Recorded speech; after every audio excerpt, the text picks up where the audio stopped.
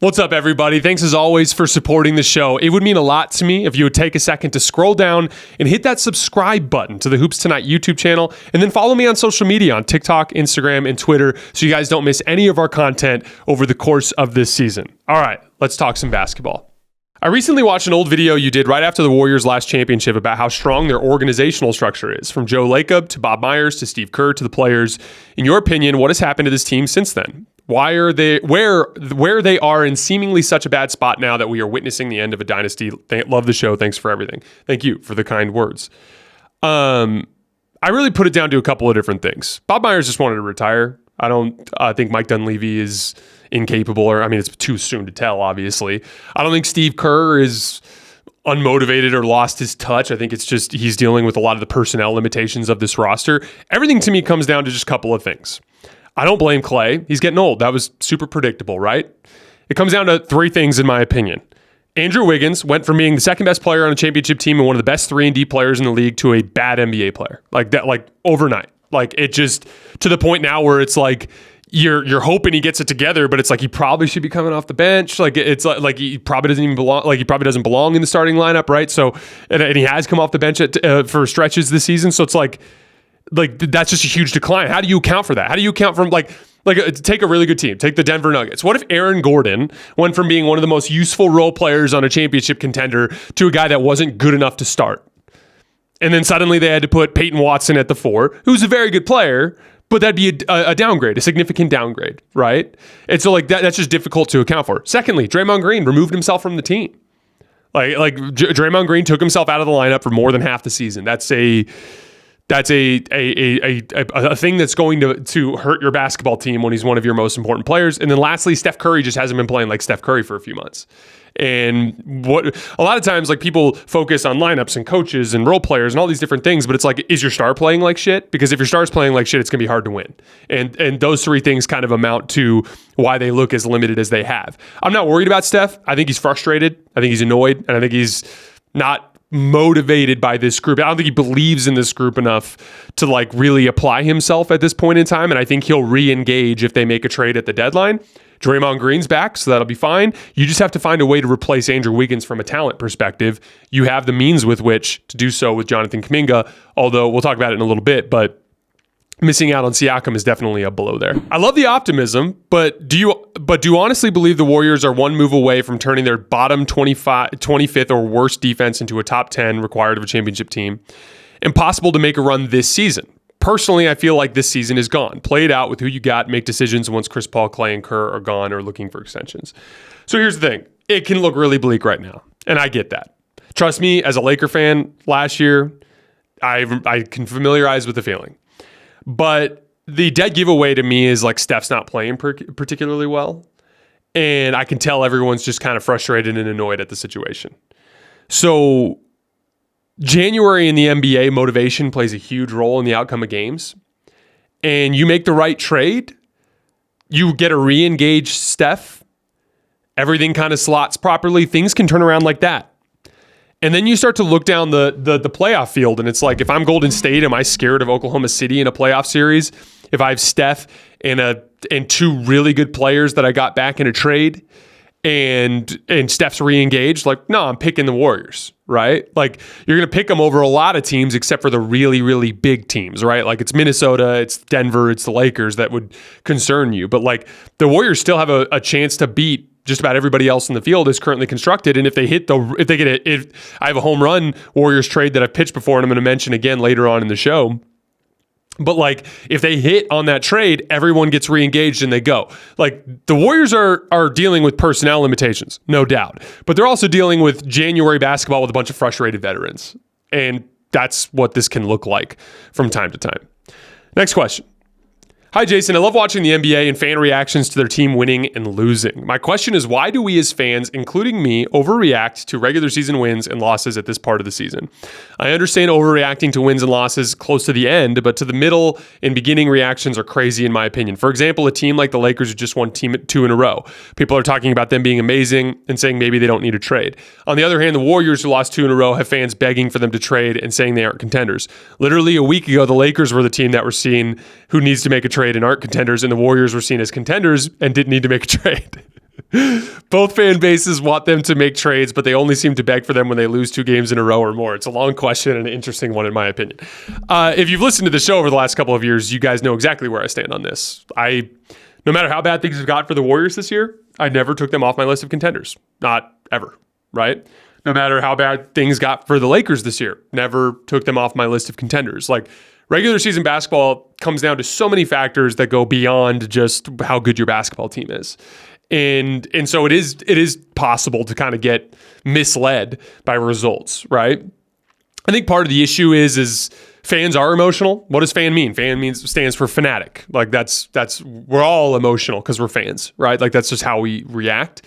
And then I think the television product is part of it too. So, you know, a lot of national NBA shows, especially on cable, like on ESPN and stuff, like they have legit pressure from production staffs and executives to be like, hey, time to panic or not with team A, or time to panic or team not or with team B, or is it, you know, a young team with a young player wins 10 games in a row and plays awesome, and it's like, is this player the best player in the league? Is this team going to win a championship, right? Like that's kind of like the pattern of that kind of stuff. And I think that noise kind of colors the way we all see things.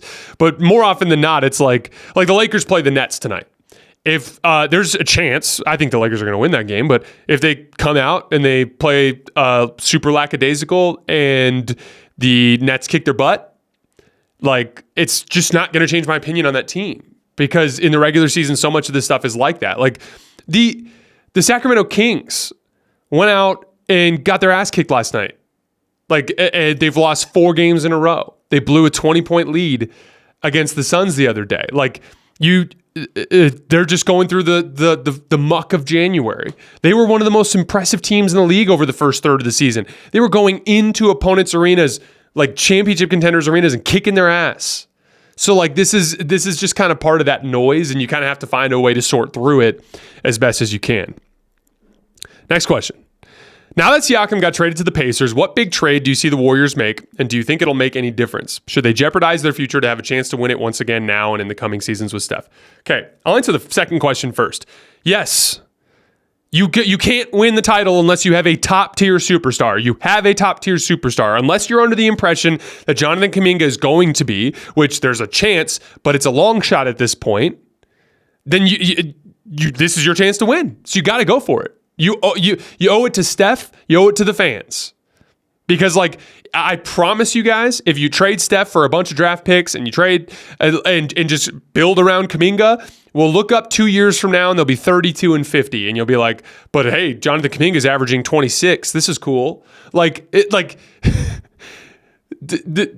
Don't forget that every team out there that doesn't have one of those guys desperately wants one of those guys. You don't think Brooklyn would love to be like, what moves should we make at the deadline since we have Steph Curry on the roster, right? Now, as far as which trade I think that they should make, now that Siakam's gone, it's going to be really tough. But the one that I pitched on the show the other day that I really like is I would call the Nets. I'd offer him Jonathan Kuminga. I'd offer him Moses Moody. And I think it's Andrew Wiggins was the third guy, if I remember correctly. And I'd ask for Mikal Bridges and Dorian Finney-Smith. And I'd run those 2 guys out between Draymond, Steph, and Clay. I've got 2 excellent perimeter defenders that can both shoot. Mikal Bridges is one of the best role players in the league. And then I'd make another run at it with Steph. I'm not even sure if that deal is possible, but if I'm Brooklyn and I'm like, I can get Jonathan Kuminga, and we're going to talk about Brooklyn in a minute. As a matter of fact, I'm going to wait to kind of I'm just going to wait until I get to the Nets on that front, because I did have a Nets question in there. Hey, Jason, appreciate the content. Got a quick mailbag question here. Do you think the Warriors and Lakers should do a trade surrounding Rui, Gabe, and a first-round pick for Andrew Wiggins and a second-round pick? Feels like this might help the Warriors with size and ISO scoring bursts, whereas Wiggins is the perfect addition for the Lakers. So I actually heard from one of my friends who covers the league, I heard that the Lakers, I guess, called Golden State at some point and offered D'Angelo Russell for Andrew Wiggins, which would have been super hilarious, because like the first of all, D'Angelo Russell was with the Warriors and the Warriors traded him and then slandered him on the way out the door. So that would have been funny. Also, I think you could argue that given their contracts, D'Angelo Russell might be a better asset right now, which is actually kind of crazy. Just because of how poorly Andrew Wiggins is playing. But here's the thing. If I could get Andrew Wiggins from 2022 on the Lakers, I'd do it in a heartbeat. But if you really start to zoom out from the Andrew Wiggins thing, it's like, we viewed it as like, oh, he was here in Minnesota and then, okay, he's with the Warriors and he's going up and then it like tanked. But if you zoom out, it's actually a lot of this in the one spot that's up high, meaning like it's actually more likely than not that Wiggins is who he is and that 2022 is an outlier. So it's an interesting trade idea. Rui Hachimura would help the Warriors a lot. So would Gabe. But I just think Rui's a better player than Andrew Wiggins right now, and so I don't think that deal necessarily works. And unless Andrew Wiggins can get it together, I don't in the next couple of weeks, I don't necessarily think he has a ton of trade value. Next question. Are there any rule changes you would implement in the NBA and why? Just curious if you have any ideas. I thoroughly enjoy the show and appreciate your insight and takes on the game. So what I would do is I'd give the refs discretion to never call any sort of non-basketball play. There was a play at the end of the Denver Nuggets game that I'll give you guys as an example. Joel Embiid went up underneath the basket and clearly got fouled, I think by Aaron Gordon, if I remember correctly. And he's complaining to the refs, and it was a foul. I 100% agree with Joel Embiid that it was a foul. Here's the thing. They didn't call it, and Embiid was underneath the rim and had an opportunity to power up and put the ball in the basket. And instead, he stuck his arms out and went like that to try to go up to the basket, and Aaron Gordon came across his arms, and they didn't give him the call. I would not give him the call either, because there's no place in the world where you teach a basketball player to do that. It is not a basketball play to put the ball out and deliberately expose it to get knocked away. They do that because they get calls. It's a non-basketball play that grifters use to try to get to the line. And he's not the only one. I'm not targeting Embiid. I'm just using that as an example. I would give the refs discretion. Any sort of non-basketball play that you see in any way, shape, or form, even if it's a blatant foul, just don't call it. Because that would be what's best for the league. And I thoroughly believe that the ref watched him do that in that moment and made that call. I think he looked at it and was like, oh, this is a nationally televised MVP showdown between Joel Embiid and Nikola Jokic. It's a close game late. I'm not giving him that bullshit. Like that's what I think that was. And I think if the NBA did that, it would go a long way towards helping the television product. All right, 4 more questions. Dream trade at the deadline for any team. Favorite show on YouTube. Keep going, man. Thanks again for the kind words. I'm going to go with that Warriors one for Dorian Finney-Smith and Mikal Bridges. I just really want to see the Warriors have one last shot at things. And I think that would be the most fun trade that would kind of change the landscape of the league. Next question. It seems as if the standings are not as important as they used to be, and I just want to know why that is. It seems as if the young teams at the top and the veteran teams at the bottom. And the funny thing is that most NBA fans, including me, trust the lower seeded team more than the higher seeded teams now because of that. Do the veteran teams do this on purpose, or is it something else? Talked about this earlier in the show, but to make it simple, like I think these veteran teams are just trying to get through to April. And I think that they love playing basketball, but that the grind kind of gets to them more. And these younger teams, they're not sick of it yet. They love the grind. They love being in the middle of January. Like, do you think the Jazz are bored right now? No, they're having a blast. And so, again, it's our job to just try to sort through all of that noise. 2 more. Out of the Suns, Warriors, and Lakers, who are you more worried about? I'm more concerned with the Suns as a team they have, as the team they have is what they have, whereas the Lakers and the Warriors can make trades to be way better. I enjoy the show, and I just want your opinion. That's an interesting take as it pertains to the Suns not being able to make a trade. That said, the Suns have Devin Booker, Bradley Beal, and Kevin Durant, and I think they have the ability to play better than they have to this point in the season. I'm going to go with the Warriors there, just because since they missed out on Siakam, I think their job at this trade deadline gets significantly more difficult. And I think the Lakers are just better than both teams as currently constructed. I'd pick the Lakers over the Suns or the Warriors in the series that started today, so I just think they're in a better position. That's not to say that I think all 3 teams are going to make the playoffs. And I think the Warriors will find something to do. I just think they have a little bit more of a long shot, so I have them 3rd in that group right now.